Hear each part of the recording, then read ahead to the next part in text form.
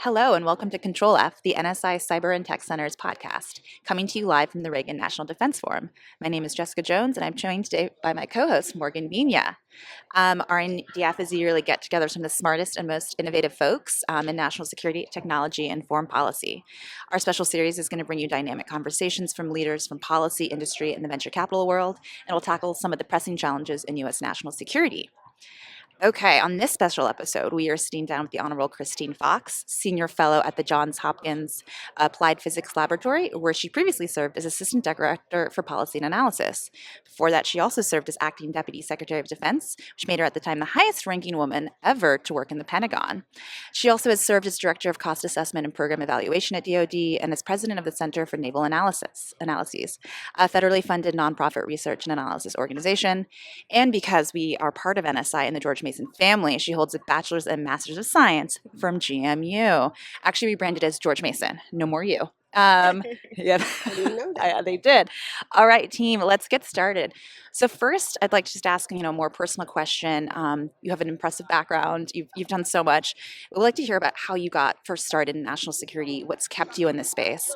And I'd also like to point out, if any of our listeners Google Christine Fox, you might come across a headline of the real Top Gun, Meet the Real Charlie, the True Maverick. Please Google that and come up with that story.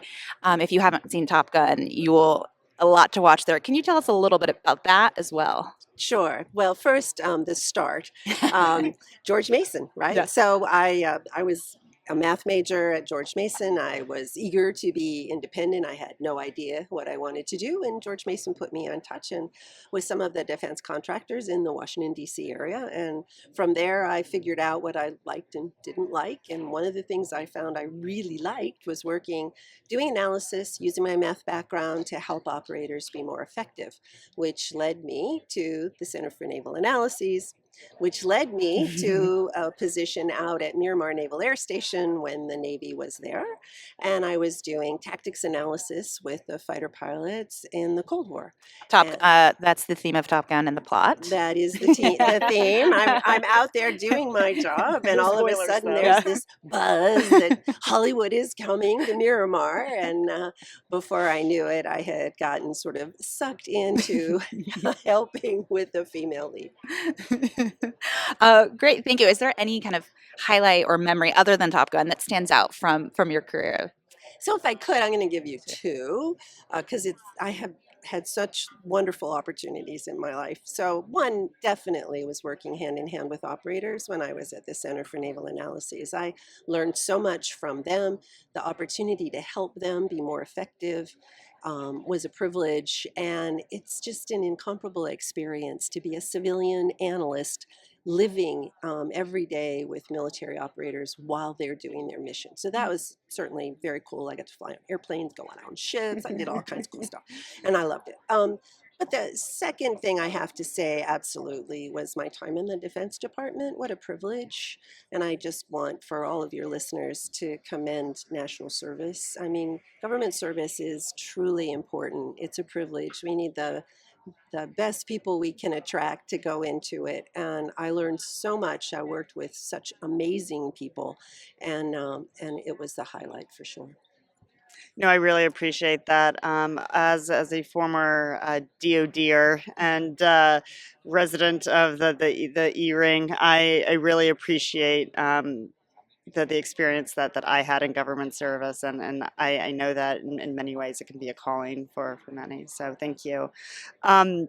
Turning to your experience with the Johns Hopkins Applied Physics Lab, it's the nation's largest university-affiliated research center, and it performs R&D on behalf of the defense community, NASA, and other sort of federal agencies. How do you see the role of the APL and its sister centers in shaping defense modernization, and how does it collaborate and work with DoD and other agencies? Yeah. So certainly being at APL for the past 10 years, now as a senior fellow, as you said, it's just another one of my fantastic privileges that I've had. They do amazing work across all areas of technology. So just newsflash, I am a big believer in the FFRDC, federally funded research and development centers, and university affiliated research centers like APL for our nation. CNA, the Center for Naval Analyses, was one of them, now APL, so I've spent my career there. But it's something unique to the United States system. It's an in-between, right? We're in, but we're not. So objectivity is critically important to these organizations, but we're close enough to know what the struggles are, what the problems are. And so when we develop technology, it's on point. So what is the role now that we're shifting more and more to new tech? I believe that role is to be a bridge. We do our own development. We don't build anything. We're not for profit. It's not our goal to actually own anything. We're not competitive. We're trying to help, right? And so we build technology, we can hand it off to the new tech, or we can work with them as a bridge to help their technology be tailored more directly to the government needs. So I actually think the role of UARCs and APL for the future is more and more critical. And we feel that because the demand is greater and greater. Our sponsors that we've worked with for a long time, they really trust us. And so they come to us for that kind of advice and R&D development. So I think they're very important. Speaking of, what are some of the current projects or initiatives going on at APL that you're most excited about, or our listeners are going to be like, "Wow, that is so cool." Yeah, well, I mean, it's hard to Yeah, there's a hard lot. to pick, okay, but some very, very cool thing. So one is there's a big initiative to look at advanced manufacturing and how it can completely reform the way we build ships. So you may not believe that an additive manufacturing machine can build a rudder of an aircraft carrier, but we're getting to a place where actually those things are possible. And APL is doing a lot of work in how you would use artificial intelligence to help design advanced manufacturing algorithms that would allow differing factories, shipyards, if you will, from around the country to come together and rapidly build ships. A completely different approach to the way ships are being built now. So I think that is super exciting. I think another really exciting initiative is in our research area, something interestingly called energetics, where fuel sources, instead of coming from traditional fuel sources, can now come from biologic processes. So waste can generate fuel, and then that can start to fuel things. And so it's kind of mind blowing that we can really do this stuff. And we're doing work in artificial intelligence, of course, who isn't? And we should be, right? It's important, but quantum and new technologies across the spectrum. Yeah, no, as we've acknowledged, you've had a remarkable career in the Thank you. Pentagon, including serving as acting Deputy Secretary of Defense and Director of Cost Assessment and Program Evaluation, known as CAPE. And anyone who knows anything about the Pentagon knows that CAPE is incredibly influential. CAPE is where it happens. Drawing from your time at DoD, how did you manage competing priorities, particularly when it came to modernizing legacy systems versus investing in new technologies? Yeah, well, it's clearly the big challenge, right? Mhm. And every single organization within the Pentagon is advocating for their piece Right. of that question. Right. And so the thing about CAPE that I think is beautiful and why I believe it has influence and impact is because we use analysis. And so we've been talking all day today at RNDF about we've got people want to see outcomes. People want to know it's going to work. So CAPE does analysis that evaluates how it's working, how it could work, what the needs are. And that really informs these decisions. And it's really a balance. You need to fund old while you're building new. You've got to make sure you're investing in the right areas. That requires a pretty small staff to be really knowledgeable about a lot of stuff. But the one thing I will say about all of this is these debates, as you're alluding to, on old, new, how do you prioritize, they get very emotional in the Pentagon. You mentioned you were there, Everyone's got their pet rock. Oh, yes. And they're very emotional about it, as they should be, because these are passionate servants, right? They're trying to do their best. But what analysis does, what CAPE does, is it brings in objective facts And those facts, I found, if you can stay objective and just lay them out, those conversations settle down and we actually have informed conversations across sometimes pretty differing lines to get to a shared view of what those balanced priorities ought to be. And that was very rewarding to me because I'm an analyst, right? That's what I've done my whole life. And so to see analysis really have such a strong impact in trying to get these difficult decisions sorted out was very powerful. Speaking along those lines, what are some of the other key structural or bureaucratic challenges DoD faces when it comes to modernizing its defense systems, and what do how can we start to overcome some of them? Yeah, well, clearly speed Yeah. is the challenge, right? And I'm sure I am not your first guest that has talked about that. So, I am someone who actually believes in our acquisition system for some things, the things it was designed to buy. I think we build the best stuff there is in the world, and I'm proud of it. But it is very deliberate because it lasts so long. It's big, it's expensive, blah blah blah.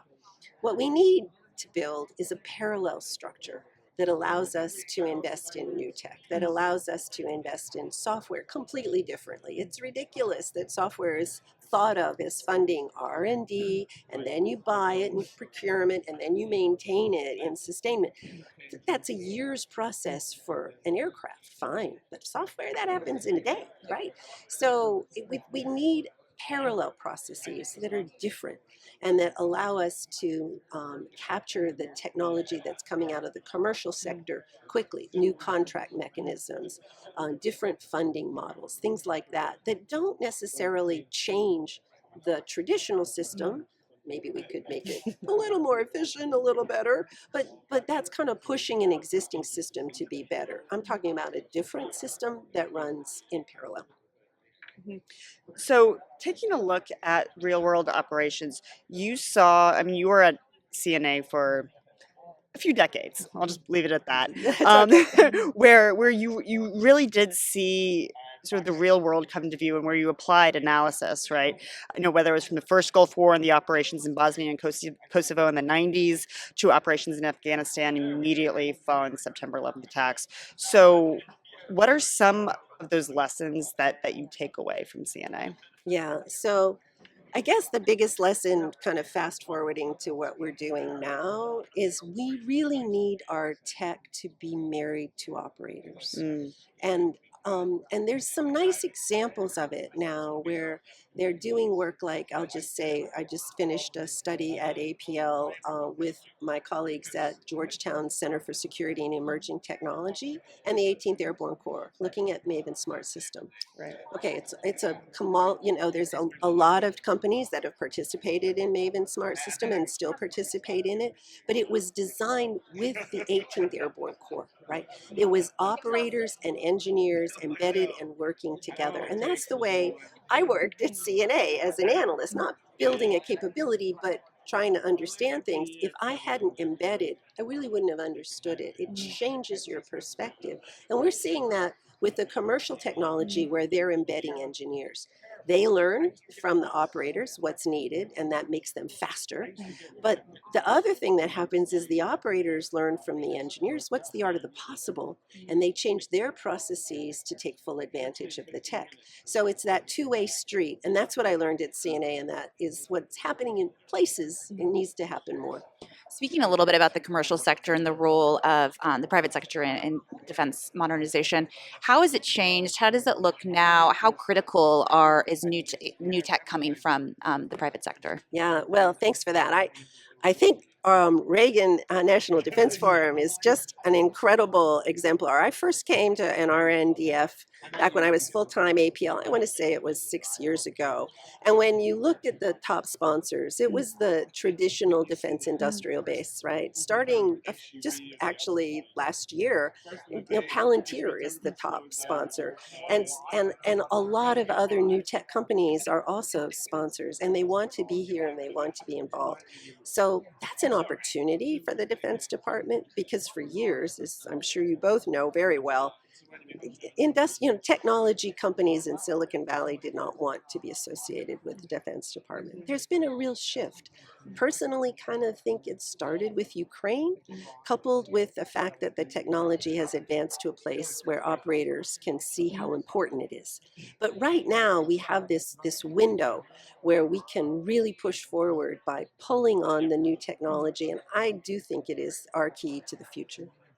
Oh, that's fantastic. And so, because we are at RNDF, we have to reflect on the theme here of peace through strength in a time of transition. And so, given your career, today's challenges, what excites you the most about the future, and how we can see defense evolve moving forward?